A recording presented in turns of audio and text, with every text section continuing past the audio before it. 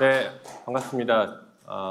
언론인 여러분 이렇게 취재 많이 와주셔서 대단히 감사드리고요. 네, 또 지지자분들 이렇게 와서 함께 우리 사회가 나가야 될 길을 함께 고민해 주셔서 대단히 감사합니다. 민주당이 나아갈 길이 무엇인가에 대한 고민을 지금 해야 될 것 같습니다. 곧 있으면 전당대회가 있는데 이렇습니다. 전당대회에 나오려고 하는 후보들이 과연 무엇을 하려고 하는지 이 질문에 우리가 자신 있게 답을 할 수 있는가. 예를 들면 김민석 총리가 당대표가 되면 무엇을 하겠다라는 것이 우리가 알고 있는지, 혹은 정청래 전 대표가 당대표가 되면 앞으로 무엇을 하겠다는 것인지, 이걸 우리가 지금 알고 있는지, 여기에 대해서 나는 확실히 안다라고 답을 할 분들은 거의 없다고 생각합니다. 결국에 민주당이 나아갈 길과 그리고 향후의 당대표의 역할이 무엇인지에 대해서 우리가 모두 다 펼쳐놓고 진지하게 토론을 해야 되는데 그런 시간들이 없었던 것 같습니다. 그래서 오늘 저는 사회 대개혁 지도라는 것을 여러분들께 보여드리고 설명을 드리려고 합니다. 지금 정치 사회적으로 여러 가지 혼란스러운 상황인 것 같습니다. 이 상황에서 우리는 두 가지 질문에 답을 해야 됩니다. 첫 번째, 정치 상황이 변동된다고 하더라도 내란 이전으로 돌아가지 않을 것인가에 대해 답을 할 수 있어야 됩니다. 또 하나는 대한민국이 내란 이전의 세상과는 전혀 다른 훨씬 더 살기 좋은 세상으로 만들어지고 있는가, 이 두 가지에 우리가 자신 있게 답을 해야 되는데 아직 거기에 대해서 우리가 자신 있게, 특히 민주당이 자신 있게 답하기는 어렵다라고 생각합니다.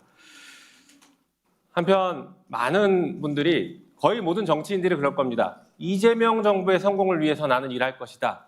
아마 우리 전당대회 진행되는 과정에서도 제일 많이 듣는 얘기가 이재명 정부의 성공을 위해서 열심히 하겠다라고 할 것입니다. 자, 그러면 이재명 정부가 어떻게 해야 성공하는 것인지, 그리고 이재명 정부의 성공을 위해서 구체적으로 무엇을 하겠다는 것인지, 이런 것들이 논의가 되어야 되는데 그런 것들이 다 생략된 채 오로지 이재명 정부의 성공. 그럼 이재명 정부의 성공이라는 것은 지금 현 상황에서 봤을 때 지지율이 높아지고 조금 뒤로 봤을 때에는 정권 재창출하는 것, 이것만 우리가 이재명 정부의 성공으로 볼 것이냐, 저는 그렇지 않다고 봅니다. 내란을 극복한 이 정부, 내란을 극복하고 탄생했던 정부이기 때문에 내란을 극복해내는 이 시대적 과제가 있습니다.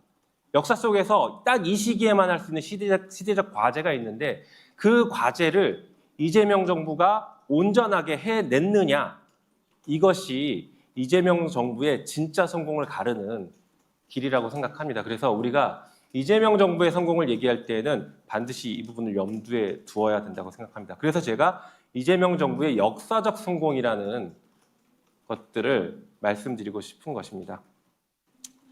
이 개혁이라는 것은, 특히 개혁의 완성은 구호로 하는 게 아닙니다. 전략이 있어야 되고요. 그 전략을 실제 실행하는 것, 이것으로 개혁이 완성되는 것입니다.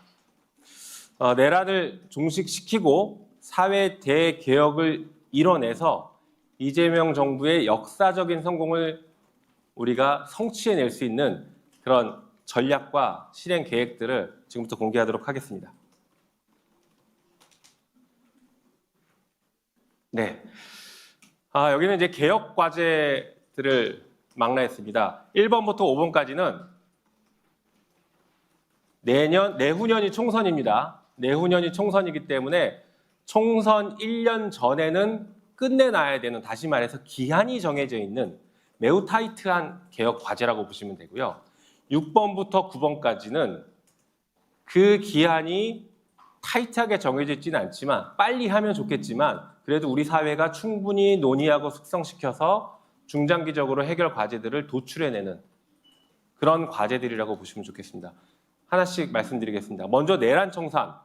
내란 청산의 가장 중요한 과제는 저는 조희대 대법원장 탄핵이라고 생각합니다. 내란이라는 것은 우리 형법상 국토를 참전하고 헌정질서를 물랑케 한 것이 내란죄가 되는 거지만, 진정한 의미의 헌법 체계 안에서의 내란이라는 것은 헌법 질서를 부정하는 것, 특히 국민주권을 부정하는 것, 사법부의 수장이 국민주권을 부정하는 것, 그거 자체가 헌법에 대한 도전이고 그것이 헌법상 내란 행위입니다. 다시 말해서 조희대 대법원장은 작년 5월 1일 날 국민주권을 침해하는 대법원 전원합의체 판결을 절차까지 이상하게 무시해가면서 했습니다. 이것은 이미 헌법을 위반한 중대한 내란 행위를 한 것이고 그 내란 행위를 한 조희대 대법원장이 내란범들에 대한 재판을 온전하게 할 수 있게 맡겨주는 것은 우리 헌법 질서가 그리고 내란을 극복한 국민들께서 용납하기 어려운 일이라고 저는 생각합니다. 그래서 내란 청산의 가장 중요한 과제 중에 하나는 바로 조희대 탄핵입니다. 그리고 내란 청산은 이 질문의 답을 아까 말씀드린 질문에 답을 해야 됩니다.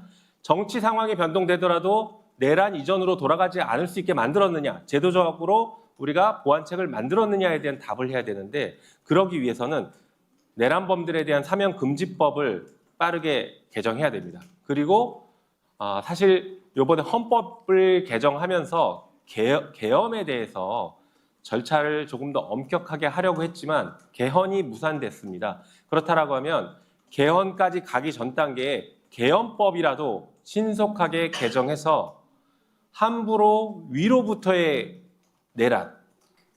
내란을 함부로 하지 못하게 하는 제도적인 보완 장치를 지금은 할 필요가 있다고 생각합니다.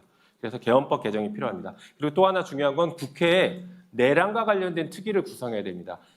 잘 아시는 것처럼 이 내란이 5년 뒤, 10년 뒤, 20년 뒤, 100년 뒤에 역사로 남을 것인데 그 역사의 기록은 공적인 기록으로 우리가 확인할 수 있을 것입니다. 그런데 공적인 기록은 현재 윤석열에 대한 탄핵 재판만 확정돼서 남아 있습니다. 윤석열 탄핵 재판에는 윤석열이 비상계엄을 저지른 이유가 민주당의 폭주 때문이었다. 입법 폭주, 예산 삭감 이런 것들 때문에 특검법을 계속 밀어붙여서 그래서 구국의 결단으로 화가 나서 계엄을 저질렀다. 이렇게 돼 있습니다. 나중에 역사가 그렇게 기록하면 안 됩니다. 내란의 본질은 윤석열의 장기 집권이었습니다.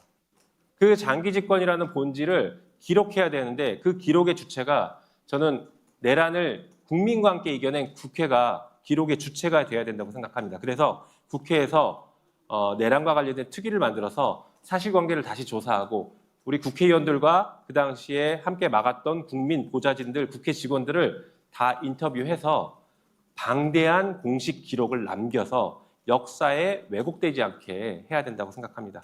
그리고 더 나아가서 마지막으로 내란 정당이 확인된다라고 하면 내란 정당 해상까지도 우리가 나가야 내란을 온전하게 청산했다라고 우리가 후대에게 자신 있게 얘기할 수 있을 거라고 생각합니다.